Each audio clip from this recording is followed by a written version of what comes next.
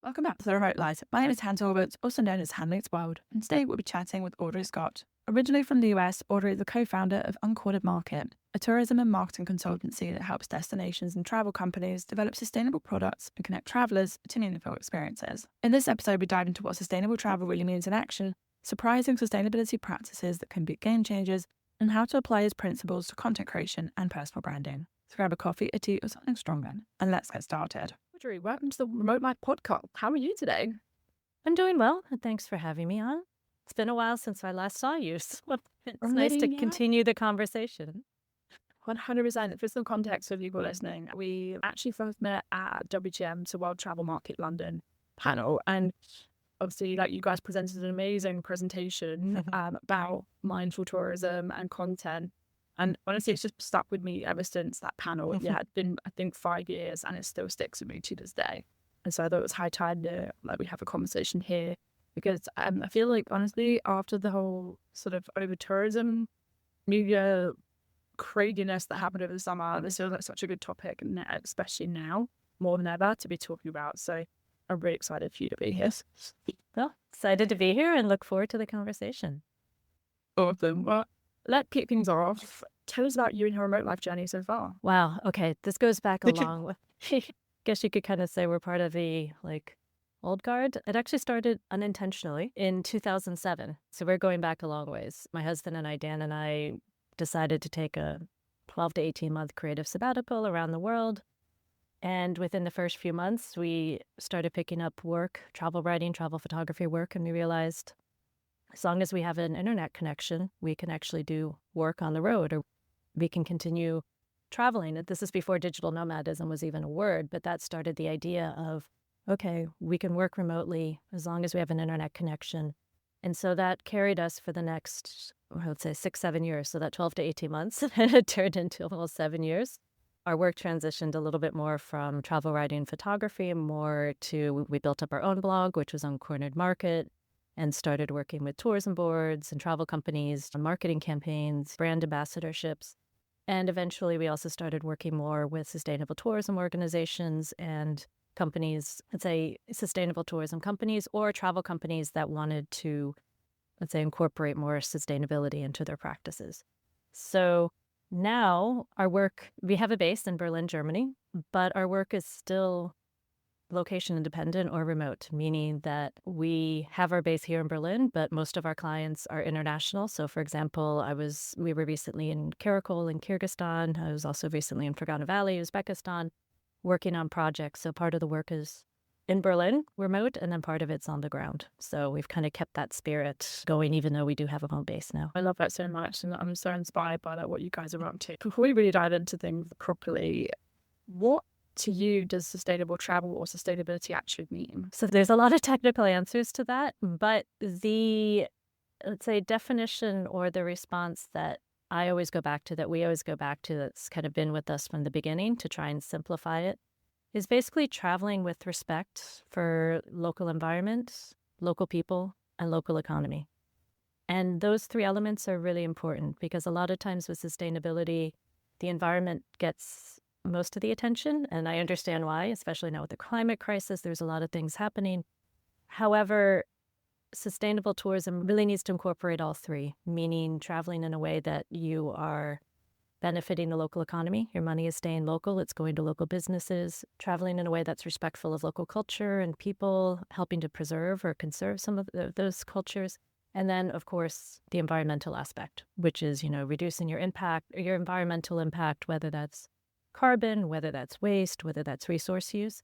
But really all three go together, because without all three, it's not really, let's say, sustainable, meaning they're out of balance. So in practice, that can sometimes be a little bit more challenging, but it's the idea of having those three pillars in your head when you think about sustainability, I think, is really important. It's a funny one, is that I don't know if you agree, but I feel like the term sustainability also kind of comes with some sort of nervousness. I feel like if it's such a big term, especially as you mentioned the climate crisis, and that obviously we have so much more access to the information about as well.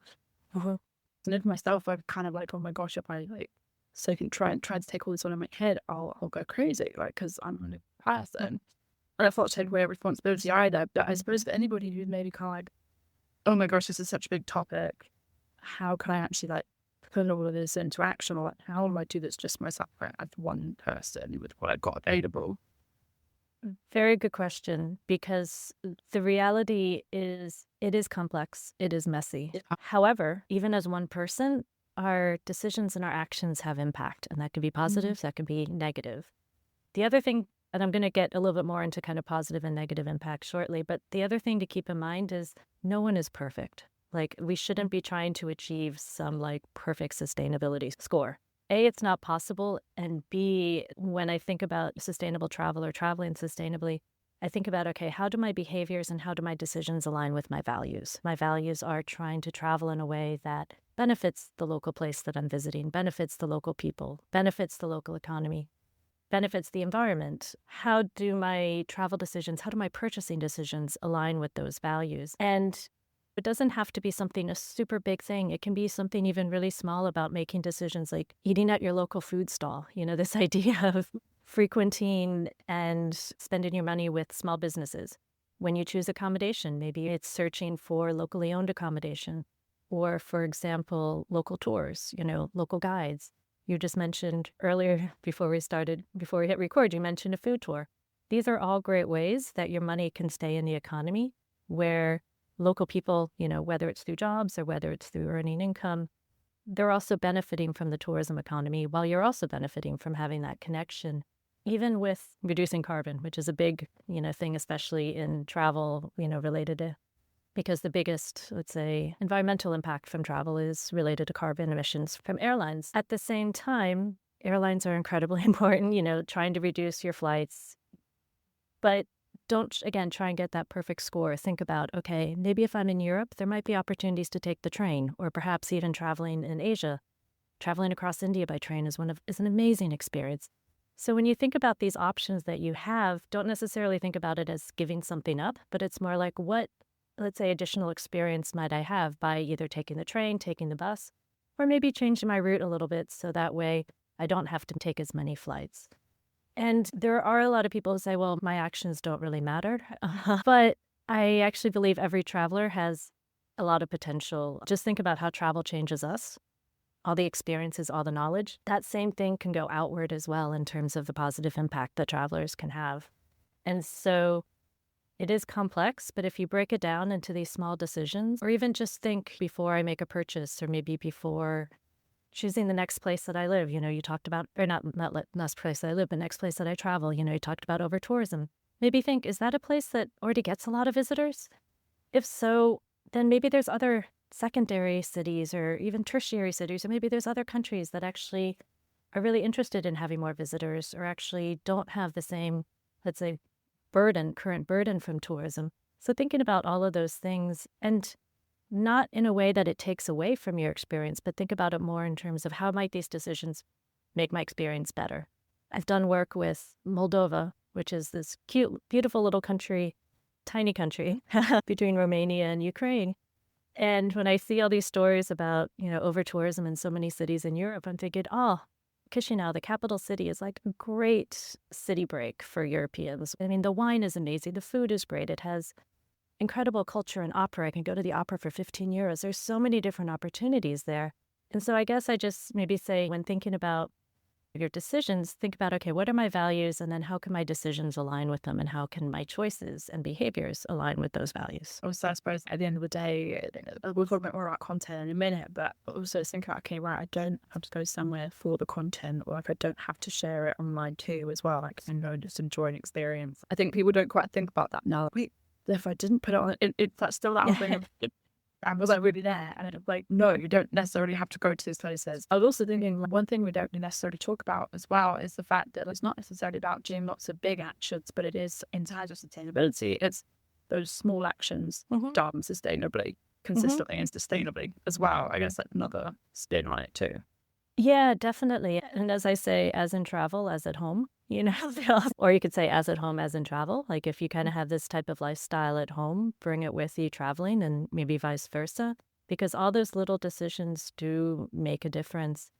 And even, again, this idea of traveling respectfully. I was recently on a project in Eastern Kyrgyzstan, in Karakol, And several of the accommodation providers who have kind of gone through the sustainability journey, they're now so appreciative of travelers who understand a little bit more about sustainability and are respectful, So these types of behaviors do have an impact, the way that you interact with people, the way that you're curious about their food, the way that you decide to visit the place and spend money, with local guides or local tours. All of those things do have an impact, even if they might seem like, oh, well, this is just a small thing. They add up over time. 100%. Are there any practices that people might be surprised by, or one that maybe been a game changer for you at all? So one of the things that really surprised me, and this is for sustainable travel, but it's also for sustainability in life in general, is actually the impact of food waste. Food waste and also food choices. I really didn't know what an impact this had on, let's say, carbon, but also resource use until I guess, a few years ago, but pre-pandemic, so I guess it's now 5-6 years ago. Working on a project in the Mediterranean. It was a project that was bringing together national parks and tourism to sort of try and create kind of eco or conservation tourism activities. And they were measuring the impact, kind of the environmental impact of all the different activities in these tours. And what surprised everyone, including the scientists, is outside of the transportation to get there, because many of them were flying or whatever, the biggest impact wasn't, the vehicle or train transportation. It wasn't the accommodation. It was actually the food. Because what they found was that it was the Mediterranean. It's this big hospitality, so there ended up being a lot of food waste. And on top of that, a lot of meat. And meat also has a very heavy impact. So it's made me think a little bit differently about how I order food at restaurants. I really try not to overorder. Or if I do, I try and see if I can take it home, whether I'm staying in, an apartment or something like that.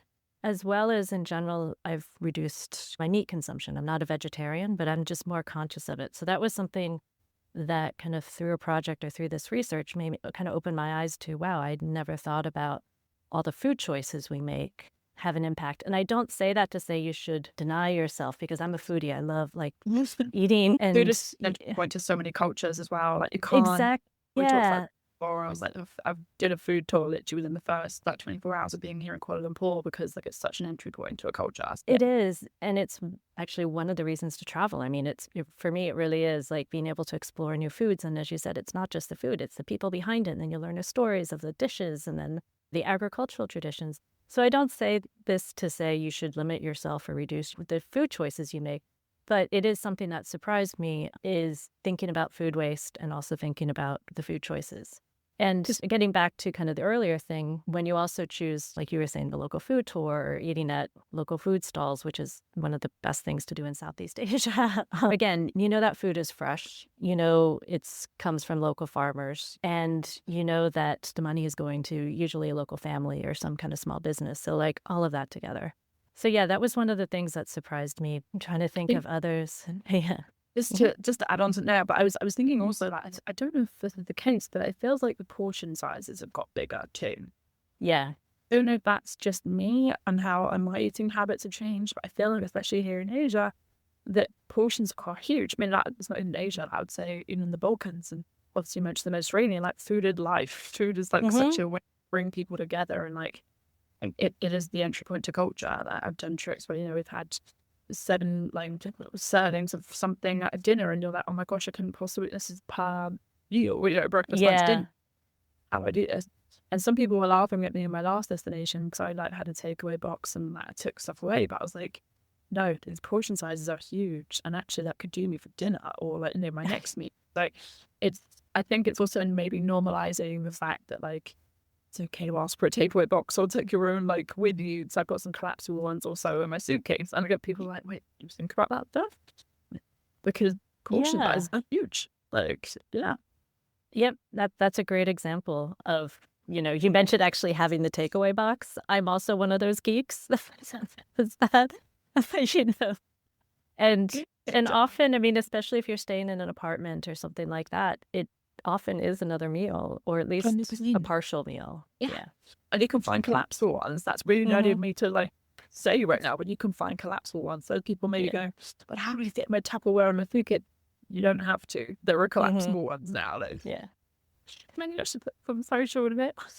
No, you should, because I mean, actually, those little things, people just don't think about it. It's like, oh,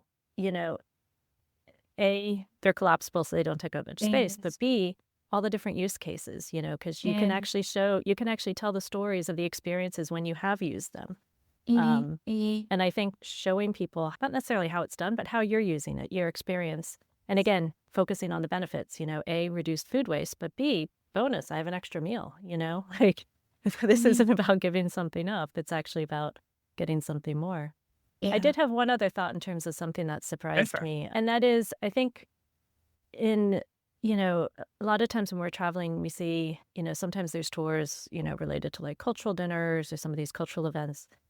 And I've always appreciated them, but I think more recently I've realized the role that they can play, especially in, let's say, more developing destinations. So places that don't have as many tourists, and also maybe kind of lower economic, kind of socioeconomic areas, is that choosing those tours actually can have a really interesting impact on, let's say, if it's a local family that's hosting it. I'm thinking like a cultural dinner or something like that.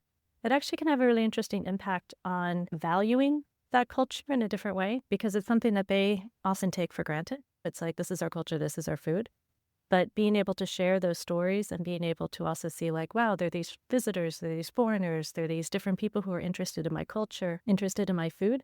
It kind of provides a bit of a local pride and kind of a value to that. And in this recent project I was working on in Karakol in Kyrgyzstan, it's a town that has a really interesting multi-ethnic identity. And part of the process of developing these cultural dinners is that the different ethnic groups, so there's like Dongan Chinese and Uyghur Chinese and Russian Cossacks and Kyrgyz and Tatars, all these different groups. The process of developing the dinners actually spurred the families to start researching their cultural heritage, researching their cuisine, and their children were like, oh, wow, visitors are actually interested in this. The children are now more interested in learning the dialect or learning the local language or learning these cultural traditions. So that's kind of a knock-on effect that I didn't really think about or maybe experience so much until I actually started getting more into the nuts and bolts of kind of helping to develop these cultural products or helping to kind of work with small businesses as they develop them. So when you're thinking about, let's say, taking a food tour, maybe thinking about a cultural experience, think about, again, some of those knock-on effects that might have for that family, but also in terms of kind of cultural, let's say, conservation or valuing it. I know we just like, honestly just said it, food is integral into culture, but it really is. Like, we're at the core, I feel like as human beings, like, food is such a good way to open conversation in general with people, like whether that is about the food you are trying itself and culture, or if that's also talking about your culture with people, because I feel like we also have so many different perceptions that we see online, or and it's, especially I think that it's being opened up a lot more now. But I know that for me, I still travel places and people are so surprised and like hear about like even the things about the UK or like Western Europe and it's really very interesting. They've got such obviously like very specific perceptions for obvious reasons, but it's just such a good way almost to kind of, I suppose, open up the world in a way, like to each other. Yeah. Like, it's probably a bit cheesy, but no, I mean, that's actually one of the beautiful things about travel is that you have this opportunity to meet people in all different places in their homes. And one of the things we used to call it was two-way storytelling, because often we think about telling the stories of the, you know, the places we meet, the people we meet. But really, when traveling, it's this two-way storytelling where the people you meet are not only sharing their story, but you're sharing your own story. I mean, I come from the United States. There's lots of different impressions of the United States. And that exchange, I think, is one of, like, that personal exchange and that personal connection is one of the most beautiful things about travel. And as you said, food is a natural way. Like, we all have to eat. There's a reason why breaking bread is so important in so many cultures, like literally breaking the bread, you know, as a way to share it. And I think it is because we are wired for connection and we are wired for sharing and learning. It makes me want to like organize some kind of like food thing. I'm like, I don't like come up. Yeah. It's one of those things that I definitely do miss also, I guess, when I'm traveling a bit like quicker, because some of my favorite evenings are not necessarily on tours, but just with people in general when you're like traveling as well and you like you get a coffee or whatever it is. We sort of briefly touched upon this already, but how would you maybe apply some of these sort of things to content? Because I feel like one thing I kind of talk to people about is the fact that like, okay, yes, sustainability is a huge topic and we're one person. So what is it that you could do as an individual? Like, what aspect are you maybe a bit more specialist in, or like, what can you bring to the table as you individually? And for me, it feels like talking more about content creation practices and whatnot. What would you, let's say, is a good way to think about content, or from a more mindful or more sustainable perspective? So I'd say go back to those values again. Think about how, let's say, the content you're creating, how are they an extension, or how do they reflect those values?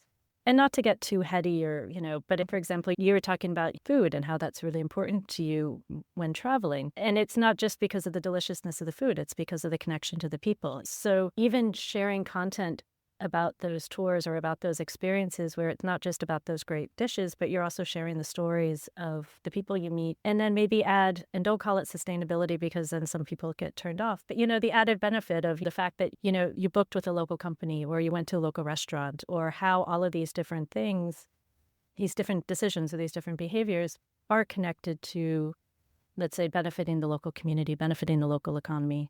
And I would say, don't be preachy about it. No one likes to be told what to do. And no one wants to be made to feel guilty because they used, a plastic straw. No one wants to feel guilty because they were thirsty and they bought a single-use plastic bottle. It's like, again, no one is perfect. We all have situations, we all have circumstances. So the idea is do not be judgmental, do not be perfect. But share your sustainability journey in such a way that you're showing how you're learning and growing at the same time. You mentioned your Collapsible bowls. Collapsible bowls. I mean, my husband laughs at me because every time we pack for a trip, I get my reusable coffee mug, Yeah. And he kind of laughs. He's like, it's just a coffee mug. I'm like, I know, but it makes me feel better that I know that like I have it with me. And so again, you're sharing your own journey, but you're also sharing even also some of your mistakes, the things that you've learned over time. In our earlier conversation, we were talking about photography. That was something that, we look back at some of our photographs and think, oh gosh, we didn't go through the process. So this is actually maybe something also related to content creation, is when taking photographs, be sure that you are asking permission of people. Be sure that they want to be photographed. When it comes to children, avoid it as much as you can. There's a lot on child welfare related to photography. We actually have an article on our website on that if anyone wants to go into that deeper. But the idea is, imagine, like, would you do this at home? And would you want someone coming up to you on the street and taking your photograph without being asked for permission? And there are some places where people love being photographed. I was recently in Fergana Valley in Uzbekistan, which is not very well traveled. You go into the market, and everyone is just so excited to see a visitor. And when you ask, can you take your photo? Everyone's really excited, and they're bringing their family in, and they're bringing in their vendors. And it becomes almost like a social experiment. There's also other places where, or not experiment, but it's like it's experience. And then there's other places where people really are tired of having the camera stuck in their face in markets like in Barcelona or other places. So just being respectful of, we all want to get good photos. A lot of people like taking photos of people, but be respectful of that person's privacy and ask permission. And often when you ask permission, you also can sometimes create that personal connection as well. Like often when we did a lot more, let's say, photography projects, we would be in markets, let's say in Bolivia. A lot of times in Bolivia, people do not like their photo being taken. But we would ask, let's say, a market vendor, can I take your photo? And they would say, well, why? And I'd say, well, I'm from the United States and we don't have markets like this. And I'd like to be able to show this. Often they would say yes, because it was kind of like, we want to show your culture. And so that starts that conversation of, I'm from this country, we don't have this, you have this. Maybe it ends up starting another conversation. So that's just maybe a bit of a diversion on photography. No, I could 100%. It's one thing that I've come up against a lot as well. Honestly, I genuinely said that when your presentation at the WTM about asking permission, honestly, made me rethink so much like how I approach photography, and permission is a huge part of it, because I've been asked for my photos several times in different cultures because I don't necessarily look like the people at the place I've gone to, right? I never even myself stopped to think, okay, am I comfortable with this as well? I do ask permission. A lot of times people are like, so you don't have to, it's fine. Like, but no, I want to respect your space. And then they go, oh, well, thank you. Or vendors will say, can you please just take photos of my hands or videos of my hands while I'm doing the thing? Actually, that works out better because it feels less invasive while also showcasing what people are doing too. So I honestly, it's that asking permission is huge, because even when people then ask me, I feel more empowered to say no. Oh, but you've got your brunette hair and blue eyes. I'm like, okay, but like, where's my photo going? Yeah, exactly. Like the web. But no, I think it's such a good point. And the thing about kids as well is there's just so many different things about a kid who's benefiting from the photo. Like, yes, it might be a fun moment, but then who is making money from the content? Like, there's so many cases gone wrong for the subject of the photo for the sake of one beautiful photograph that it kind of, I think, warrants more conversation now as well. Yeah, I completely agree. And again, this was something that, being transparent about what one learns. I look back at some of our early photos. Well, yes, we did get permission from the parents, but at the same time, or the kids wanted us to take photos.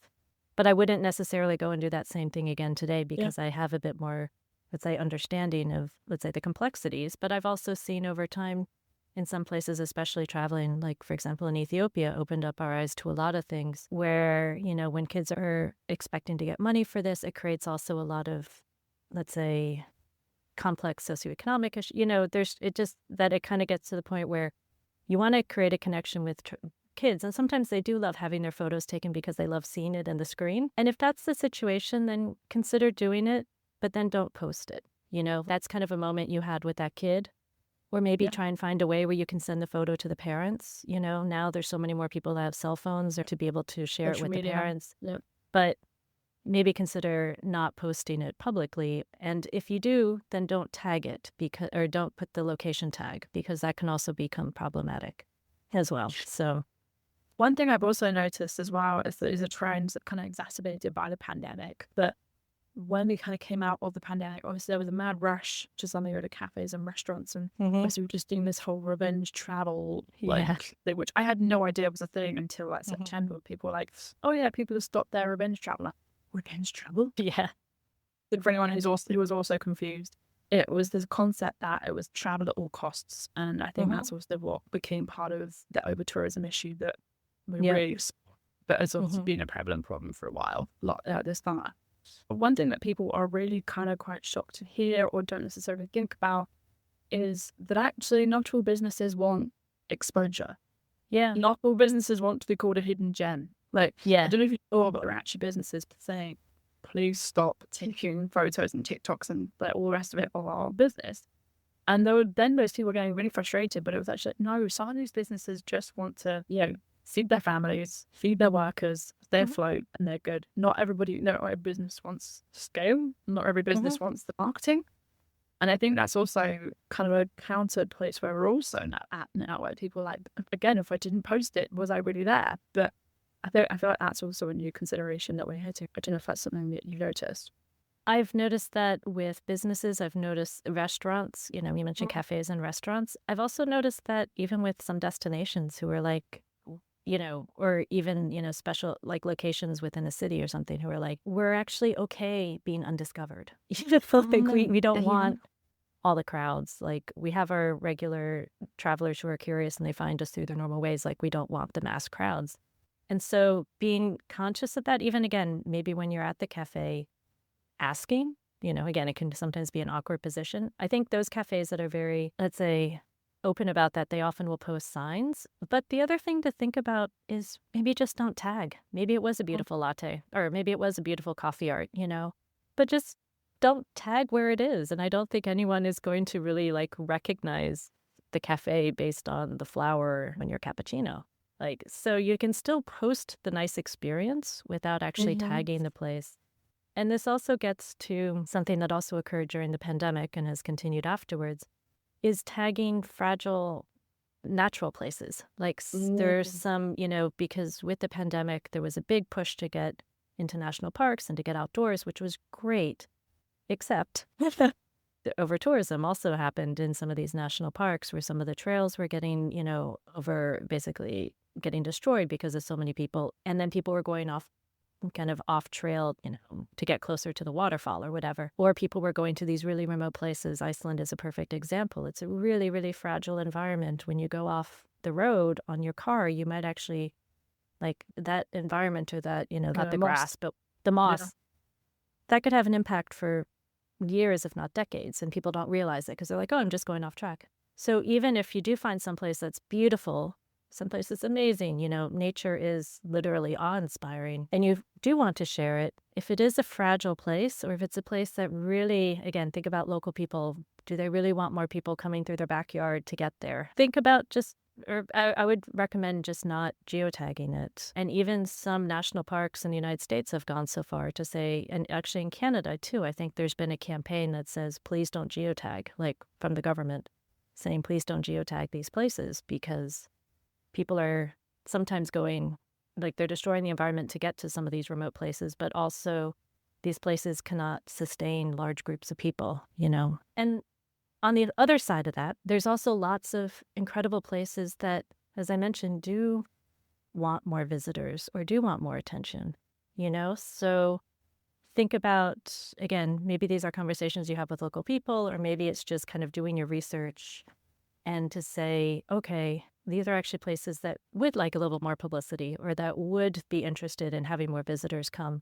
And maybe focus your attention, in your content streams more on those places, because they will appreciate it. And also with that, the idea of when you're sharing content about a place, share some of the tips that kind of, don't call them responsible tourism tips, but some of the kind of ways that you are engaging with the place that is perhaps more sustainable or that perhaps is more respectful. We visited Ladakh in northern India, I guess it's now like 10 years ago, and we wrote an article about it that included kind of how we chose our trail and how we chose the tour company, but also the different steps we took with, bringing our reusable bottle and refilling it with, boiled water, some of the things that we did. And the local tour company that we worked with, that we wrote about, we found them, it was all our own money, it wasn't a sponsored trip. Later, he said, well, we don't just thank you for sending more visitors to us because we've received a lot more, tours and trekkers because of you. But also they tend to be more respectful, or they tend to act a little bit more responsible because they've read your article and they're more aligned with that. So again, when we think about we're one person, we can't make a difference, or we don't have a lot of difference. The actions we do can make a difference, but also the content we create, you don't know who's going to read it, and you don't know who's going to act on it. Like before this conversation, I had no idea that the panel discussion we did at WTM had such a big impact. Like that was amazing to hear. Like I really didn't know. And so think about your content in that way of how people will be not just viewing it, but how they can be using it or applying it as well. So true. And you talked about boundaries. I think it was to add on to that. For me, I would say, people, what's the story you're trying to tell? Mm-hmm. Yeah. Is it that you want to tell the story of the destination, or is it to get more likes? Which there's nothing wrong with getting more likes, but I guess it's being more mindful again of what it is that you were trying to share online at the end of the day. Because even if you're someone who just, quote, has one follower, like you're still technically influencing that follower by sharing. So just being mindful, I guess, also about what it is that you were trying to put out there. And also on the flip side, not to take all the responsibility away from the viewer, but it's also being aware, okay, you've seen a nice picture. Why is it you want to go to, say, for example, like the Eiffel Tower? I know it's a big bad example, but of why is it you want to go to like that? I mean, for me, I saw it a lot in Bali. Like I think it's starting to happen now, that you see lots of people queuing up for these sites and then leaving or getting frustrated because they want to cover up their nice Instagram outfit for this. What at a literal temple. Yeah. I partly wonder, could you have got the same rush from the notifications that back home? What was your reason for doing it? Yeah. I think that in my mind is maybe another. That there's a lot of psychology and a lot of let's say social influence behind that. That's probably I completely agree with you. And also I have to remember I'm very fortunate. I've traveled a lot, and so the Eiffel Tower might not be on my list of top places. At the same time, I also have a lot of friends in the United States who've never traveled to Europe, and so for them it's this iconic site. And I understand that. I think the challenge is that Instagram has almost it's made these iconic sites the experience, or the reason or the purpose, because as you said, if I didn't share it, did it happen? And there's a lot of, let's say, psychology behind that, but I don't know how to. We'll leave that one there. Yeah. But it does absolutely lead into one of my last questions I asked, which is there anything you'd like to see more from the travel industry in general? I mean, one thing I sort of thought earlier was, is there a funner way to talk about sustainable travel? Is there anything that you think could be maybe done or talked about, or more or less of, in the travel industry overall? Big question. Yeah. Yes, there is a lot. We've been talking a lot about the traveler in terms of their decisions and their behaviors and how that can contribute to more sustainable travel. And then on the flip side, there's a supply side, which is the products and the experiences and the accommodation and basically the whole tourism infrastructure. There is progress being made where more companies are, integrating sustainability principles into their operations. The ideal situation is that anything that's built has this built in from the beginning. So it's, as we call it, it's like sustainability by default. So it's not that you're making a decision between more sustainable and less sustainable. It's kind of, they're all sustainable, but we have a really long ways to go there. What I'd like to see from the travel industry is actually more transparency, because I think right now it's really confusing, and kind of transparency and consistency on how they're reporting on their sustainability activities or how they're reporting on their impacts. Because right now, as a consumer, even one who's pretty educated and working in this field, it can be confusing. I see a certification. What does that mean?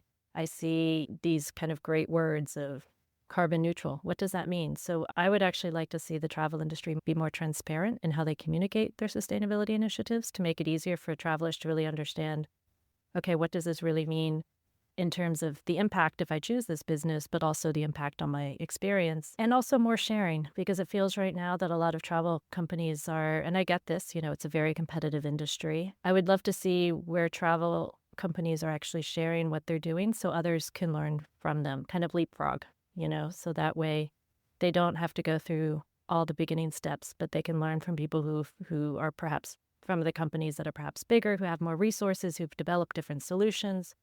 And that sharing, I think, would help bring everyone up. So not easy. Still a lot of work. But yeah, the goal is eventually we don't have sustainable tourism and tourism. We just have tourism where sustainability is embedded in. But there's a long way to go. Yeah. And the race something interesting as well, because I think about, for example, when I go into like a hotel, and hotels still have this kind of narrative of like, we want to preserve the environment. Make sure you don't use like all your towels or the events. Yeah. We're very kind of like, not doom and gloom, because it kind of puts the onus on like, you are naughty if you use both of it. Yeah. It's almost like switching the focus from that's all you can do. Like, I'm sorry, the plastic straw conversation, like as if that's the thing that is like this going to move the needle. Yeah. I suppose I like that idea, because rather than, yes, okay, tell people about the environmental impacts of your washing, but then that sort of positive, this is how we do it, being that example, that's something I never really thought about, but it's so true. It's the hotels or that the brands also taking that focus off as that part and focusing it towards what can be done. And even changing the communication dynamic. I've seen so many, actually, even for a recent client, they had kind of like a traveler code of conduct, and it was all negative. It was all like, don't do this, don't do this, don't do this. And we said, what if we switch it around? So instead of telling people what they shouldn't do, you provide ideas or you provide recommendations of what they should do. And that is, in my opinion, a more inviting way to engage travelers into the sustainability journey or into the activities. And being really clear on communication as to why you're doing it. Like, there's a great hotel in Kathmandu in Nepal. Now, of course, Heritage, I think it's called Heritage. And anyway, it's run by Royal Mountain Tours. And the owner, he's really inspiring. He's great. And everything in this hotel was very custom built with, local materials. The guards are women. Again, they're changing the gender dynamics. So the guards are women. There's a lot of different things that they're doing. And you will not find bottled water on the menu. All the rooms have filtered water. The restaurant, they bring you out filtered water. And he said, if a tourist traveler demands it, we will go and get them bottled water. But first, we'll explain how we treat the water, how it's safe, why we do it. And we'll also then charge them a lot of money for that bottled water. So they first communicate with like, we want to engage you in this. We're communicating with you, or we're engaging with you by providing, the filtered water, and we're telling you that it's safe. And then if you really, really want it, then we'll provide it with you. But it kind of changes the dynamic a bit. Instead of saying like, don't drink bottled water, they're just like not even supplying it. So it just removes it from the conversation in some respects.